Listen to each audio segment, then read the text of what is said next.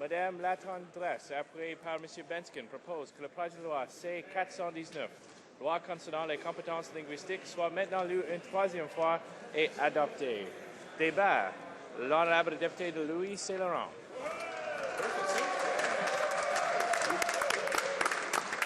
Merci beaucoup.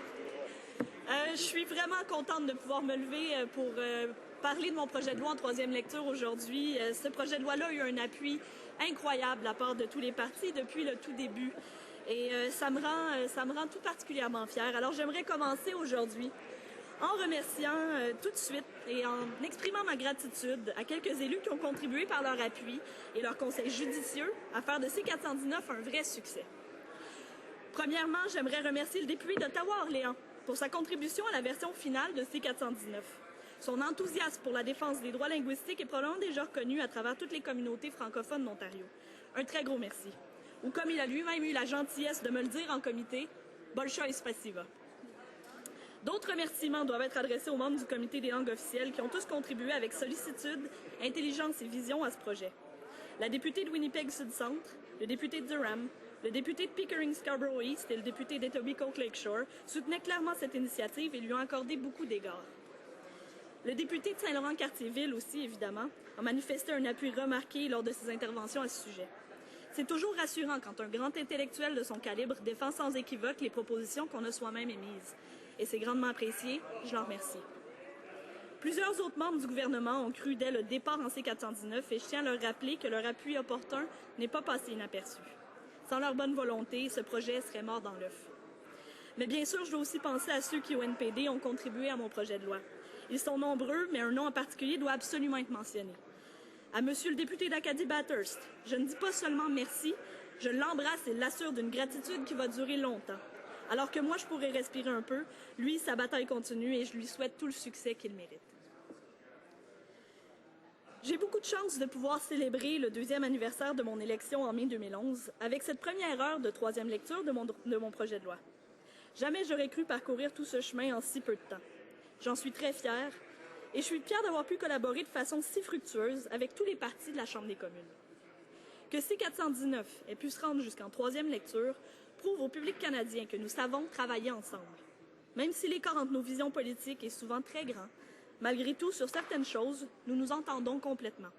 Si je crie victoire aujourd'hui, c'est au nom de cette collaboration qui a permis de défendre les droits des Canadiens vivant en situation linguistique minoritaire.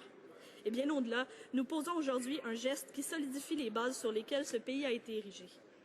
Beaucoup d'entre nous, ici au Parlement du Canada, et des milliers, voire des millions de Canadiens aiment d'un amour sincère les deux langues officielles de ce pays. Je m'inclus dans ce groupe. Mon amour pour l'anglais ne diminue en rien mon attachement à ma propre langue. Les facteurs de division n'ont jamais été le résultat de la langue, mais bien de constructions politiques faites autour d'elle. En fait, je constate de plus en plus que les divisions politiques sont souvent malsaines. Non seulement elles sont bêtement artificielles, mais elles empêchent parfois les gens de réfléchir de manière honnête aux problèmes auxquels nous faisons face. Aujourd'hui, nous avons une rare occasion de célébrer tous ensemble. Nous avons transgressé la malédiction de l'affrontement politique et c'est tant mieux. C-419 ressort de son passage en comité passablement élagué. Bien qu'il s'agisse d'un projet de loi plutôt simple et plutôt court, il contenait initialement plusieurs éléments différents qui s'articulaient autour d'une question fondamentale. Autour de cet élément central, c'est-à-dire la liste des 10 postes d'agents du Parlement retenus, orbitaient 4 autres éléments. Un préambule, une explication des exigences linguistiques requises pour les 10 postes, une ouverture pour permettre au gouverneur en conseil d'ajouter des postes à la liste, et finalement une précision concernant les postes par intérim. Ces 5 éléments distincts ont été discutés et de ces 5 éléments, un seul a été retenu intact, la liste des 10 postes ciblés. Heureusement, il s'agit de l'élément le plus important, qui, s'il avait été altéré, aurait par le fait même dénaturé toute l'essence du projet de loi. C'est donc bel et bien une victoire puisque le compromis est acceptable pour tous. J'aimerais expliquer les changements qui ont été apportés et les motivations qui justifient ces changements. Tout d'abord, la version originale de C-419 comportait un préambule. Ce préambule servait, entre autres, à mieux définir ce que nous entendions par « agent du Parlement ». Puisque cette catégorie n'est pas clairement fixée dans la loi, nous pensions qu'il était approprié d'inclure une définition précise de ce terme. En agissant ainsi, nous voulions prévenir tout doute ultérieur. Voici la définition d'un agent du Parlement qui était contenue dans le préambule de la version originale. les agents du Parlement sont les personnes nommées avec l'approbation par résolution du Sénat, de la Chambre des communes ou des deux chambres. Cette précision éliminait toute hésitation législative concernant la teneur des postes mentionnés dans la nouvelle loi. Tout au long de nos débats, j'ai insisté sur le fait que ce préambule avait été inclus à titre explicatif et préventif. Sauf qu'au bout du compte, il a été décidé de ne pas le retenir dans C-419. Je crois que cette décision n'est pas en soi problématique, mais laisse un flou dans la loi. Je suis sûre que cette zone d'ombre, dorénavant volontaire, déplaît à certains. On a préféré ne pas cerner avec trop de précision ce qui constitue ou non un agent du Parlement. En gros, nous nous sommes entendus pour dire que malgré que cette catégorie ne soit pas clairement définie, elle reste assez précise pour ne pas causer de tort. Donc, exit préambule. Le second élément qui causait dissension était une clause à l'ablatif dans l'article principal de C-419. En cherchant à préciser ce que nous entendions par compréhension claire des deux langues officielles, nous avions pensé qu'il était adéquat de préciser que le candidat ou la candidate comprendrait l'anglais et le français sans l'aide d'un interprète. Contrairement à ce qui s'est passé concernant le préambule et l'élimination d'une précision législative que nous jugeons importante, ici, tout d'un coup, le gouvernement a voulu prévoir les possibilités les plus poussées. Tout d'abord, on a déclaré que si on appliquait à la lettre une telle loi, cela interdirait carrément le recours à un interprète dans absolument toutes les circonstances à ceux qui détiendraient un des 10 postes. Évidemment, ce n'est pas le cas. De vouloir exiger le bilinguisme de la personne au moment de sa nomination ne veut pas du tout dire que la personne ne pourrait plus jamais utiliser les services d'un interprète. J'ai donc défendu que le bilinguisme ne saurait être autrement que manifeste dès les premières phrases exprimées dans les deux langues. Après tout, on comprend une langue ou on ne la comprend pas. On ne peut pas longtemps se défiler. Mais cette question d'interprète déplaisait trop. Pour lui enlever tout mérite, on a même élargi le sens premier d'interprète oral à celui d'interprète pour les langues des signes. Tout d'abord, on ne voulait pas pénaliser les candidatures d'individus en perte d'autonomie auditive. Seulement, après, l'accusation est devenue que je cherchais à exclure les gens vivant un handicap auditif tout court. Évidemment, ce n'est pas ce que ces 6 mots cherchaient à accomplir. En fait, la raison pour laquelle j'ai utilisé cette formulation, c'est surtout parce que c'est celle qui est présentement utilisée dans la loi sur les langues officielles, sur la nomination des juges des cours supérieures. Et je cite, « Il incombe aux tribunaux fédéraux, autres que la Cour suprême du Canada, de veiller à ce que celui qui entend l'affaire comprenne l'anglais et le français sans l'aide d'un interprète lorsque les parties ont opté pour que l'affaire ait lieu dans les deux langues. » Et c'est là que le député d'Ottawa-Orléans a réussi à trouver un compromis acceptable pour tous en proposant d'introduire la notion de compréhension claire pour remplacer la compréhension sans l'aide d'un interprète. Je le remercie pour cet ajout judicieux. Sans ça, on y sera encore. Donc maintenant, exeunt les interprètes. C-419, dans sa première version, prévoyait la possibilité pour le gouverneur en conseil d'ajouter des postes à la liste si, dans l'avenir, ce besoin se faisait sentir.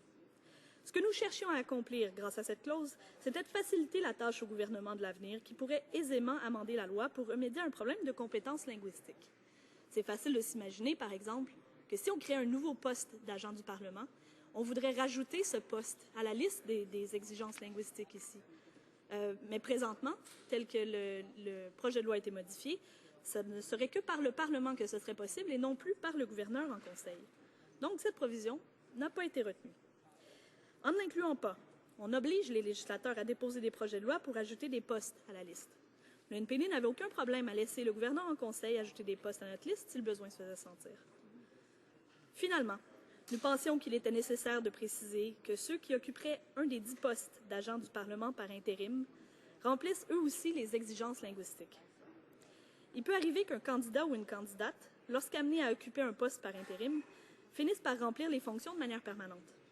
En exigeant le bilinguisme pour les détenteurs de postes par intérim, on encourageait la recherche de candidats qualifiés dès l'affichage du poste.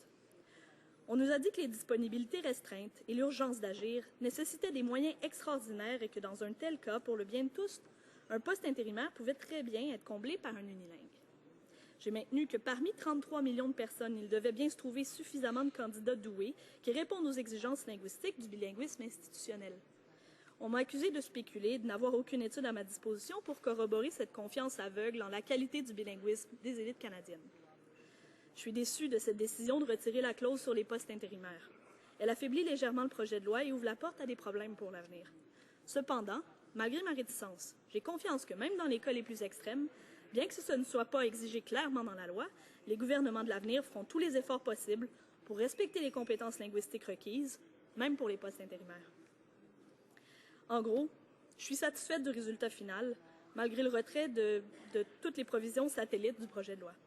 Les points les plus contentieux de ces 419 ont été débattus de façon juste, mais ont été éliminés pour des raisons qui pourraient passer pour de la myopie.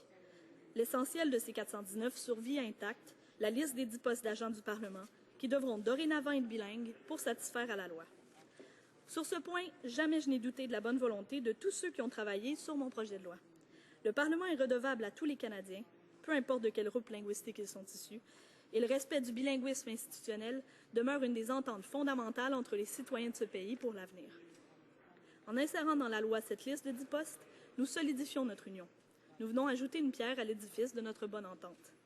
J'ai été heureuse de constater la sollicitude évidente des membres du Comité permanent des langues officielles pour cette entente. J'aimerais conclure, Monsieur le Président, en ouvrant une grande fenêtre sur notre avenir commun. De quoi aura l'air le Parlement du Canada en 2113? Ça dépendra des Canadiens et des chemins qu'ils veulent poursuivre. Nous avons sous nos pieds le deuxième plus grand pays du monde, empli non seulement de ressources naturelles, mais surtout de richesses humaines. Notre bilinguisme est une de ces richesses. Il nous permet d'être sur plusieurs fronts culturels en même temps. Ne gaspillons pas nos trésors culturels. Si j'ai un seul souhait pour 2113, Monsieur le Président, c'est que les peuples autochtones du Canada viennent tous nous rejoindre en cette Chambre avec la force concentrée de leur renaissance culturelle et linguistique. J'ose rêver que dans 100 ans, les langues qui sont issues du sol même de ce pays rayonnent et s'entendent dans ce Parlement tous les jours, dans ce qui sera réellement le Parlement pour tous les Canadiens. Et c'est pour ça que je vais conclure en vous remerciant en huron, langue de ma circonscription, Tiawenk.